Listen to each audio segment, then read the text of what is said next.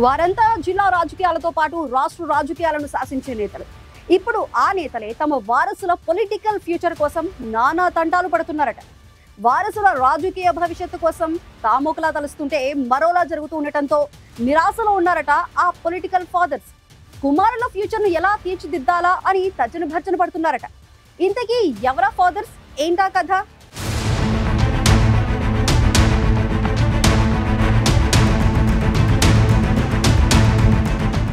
మొన్నటి ఎన్నికల్లో ప్రత్యక్ష రాజకీయ అరంగేట్రం చేసేందుకు ప్రకాశం జిల్లాలోని ముఖ్య నేతల వారసులు రంగం సిద్ధం చేసుకున్నారు. ఉమ్మడి ప్రకాశం జిల్లాలో చీరాల ఎమ్మెల్యే బలరాం కుమారుడు కరణం వెంకటేష్, ఒంగోలు ఎంపీ మాగుంట శ్రీనివాసులరెడ్డి తనయుడు రాఘవరెడ్డి, మాజీ మంత్రి బాలినేని శ్రీనివాసరెడ్డి కుమారుడు ప్రణీత్ రెడ్డి, మాజీ మంత్రి సిద్ధారాఘవరావు కుమారుడు సుధీర్, టీటీడీ మాజీ చైర్మన్ వైవి సుబ్బారెడ్డి కుమారుడు విక్రాంత్ రెడ్డి మొన్నటి ఎన్నికల బరిలో నిలిచేందుకు ఆసక్తి చూపారు.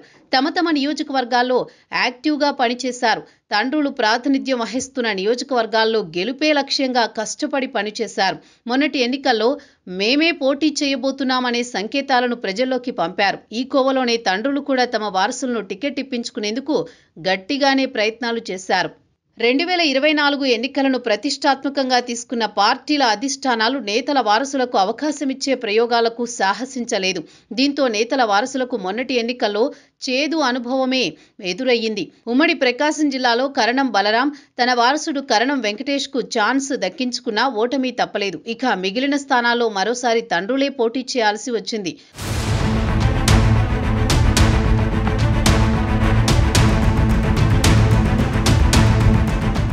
మొన్నటి ఎన్నికల్లో ఒంగోలు ఎంపీ స్థానానికి మాగుంట శ్రీనివాసులరెడ్డి కుమారుడు మాగుంట రాఘవరెడ్డి పోటీ చేస్తారనే ప్రచారం పెద్ద ఎత్తున జరిగింది. మాగుంట అనేక వేదికలపై రాఘవరెడ్డి రాజకీయ అరంగేట్రంపై ప్రకటనలు చేశారు. ఈ నేపథ్యంలోనే ఒంగోలు పార్లమెంటు పరిధిలోని నియోజకవర్గాల్లో ఎమ్మెల్యేలతో పాటు ముఖ్య నేతలతో కలిసి పలు కార్యక్రమాల్లో రాఘవరెడ్డి చురుగ్గా పాల్గొన్నారు. మొన్నటి ఎన్నికల్లో రాఘవరెడ్డిని ఏదో ఒక స్థానం నుంచి పోటీ చేయించాలని మాగుంట శ్రీనివాసరెడ్డి వైసీపీ అధిష్టానం దగ్గర గట్టి ప్రయత్నాలు చేశారు. అయితే మాగుంట కుటుంబంలో ఎవరికీ టికెట్ ఇచ్చేది లేదని వైసీపీ అధిష్టానం తేల్చి చెప్పేయడంతో వైసీపీని వీడి టీడీపీలో చేరిపోయారు. ఒంగోలు ఎంపీగా మరోసారి విజయం సాధించారు మాగుంట. జన్మదిన వేడుకల సందర్భంగా మాగుంట రాఘవరెడ్డి వచ్చే ఎన్నికల్లో పోటీ చేస్తారని, తమ కుటుంబ వారసుడిగా ఇక నుంచి రాఘవరెడ్డి ప్రత్యక్ష రాజకీయాల్లో ఉంటాడని శ్రీనివాసులరెడ్డి ప్రకటించారు.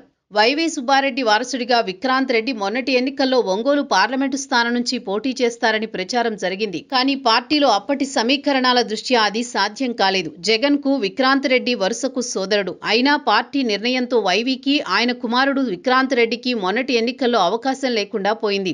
అయితే తన సొంత నియోజకవర్గమైన అద్దంకి బాధ్యతలను విక్రాంత్ రెడ్డికి ఇప్పించుకునేందుకు వైవి ప్రయత్నం చేసినట్లు తెలుస్తోంది. కానీ అద్దంకి ఇన్ఛార్జిగా డాక్టర్ అశోక్ బాబును జగన్ నియమించడం తిరిగి ఆయన ఒంగోలు వైపు చూస్తున్నట్లు టాక్ వినిపిస్తోంది.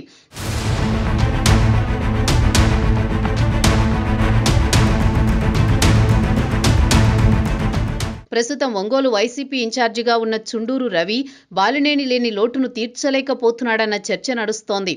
దీంతో ఒంగోలు నియోజకవర్గానికి తన కుమారుడు విక్రాంత్ రెడ్డిని ఇన్ఛార్జిగా నియమిస్తే తిరిగి పార్టీకి పూర్వవైభవం వస్తుందని వైవి సుబ్బారెడ్డి వైసీపీ అధినేత దగ్గర ప్రస్తావించినట్లు చర్చ జరుగుతోంది.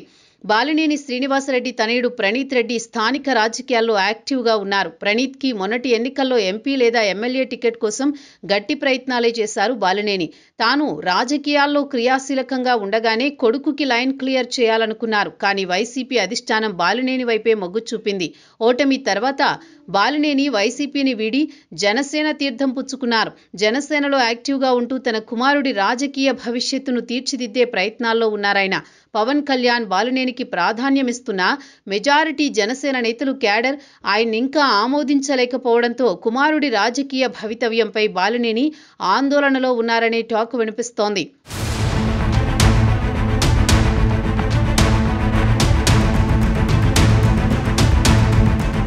మాజీ మంత్రి సిద్ధారాఘవరావు సైతం తన వారసుడు సుధీర్ని మొన్నటి ఎన్నికల బరిలో దించాలని భావించారు. 2014లో చంద్రబాబు కేబినెట్లో మంత్రిగా పనిచేసిన రాఘవరావు 2019 ఎన్నికల తర్వాత వైసీపీలో చేరారు. మొన్నటి ఎన్నికల్లో కుమారుడు సుధీర్ను బరిలో నిలబెట్టాలని చివరిదాకా ప్రయత్నించారు. దర్శి నుంచి తనకు గాని తన కుమారుడికి గాని అవకాశం ఇవ్వాలని పార్టీ నాయకత్వాన్ని కోరారు. అద్దంకి, ఒంగోలు నుంచి పోటీ చేయాలని వైసీపీ అధిష్టానం సూచించడంతో అది ఇష్టం లేక ఎన్నికల బరి నుంచి తప్పుకొని తర్వాత వైసీపీకి రాజీనామా చేశారు. అలా తండ్రి కొడుకులిద్దరూ పోటీలో లేకుండా పోయారు. కూటమి ప్రభుత్వం అధికారంలోకి రావడంతో ఏదోలా మళ్లీ సైకిల్ ఎక్కి తన కుమారుడి రాజకీయ భవిష్యత్తును తీర్చిదిద్దాలని ఏడాదిగా ప్రయత్నాలు చేస్తూనే ఉన్నారు రాఘవరావు. మొత్తానికి సీనియర్ పొలిటీషియన్లు రాజకీయంగా సక్సెస్ అయ్యారు. కానీ తమ వారసులను రాజకీయ భవిష్యత్తును ఎలా తీర్చిదిద్దుతారనేది కాలమే నిర్ణయించాల్సి ఉంది.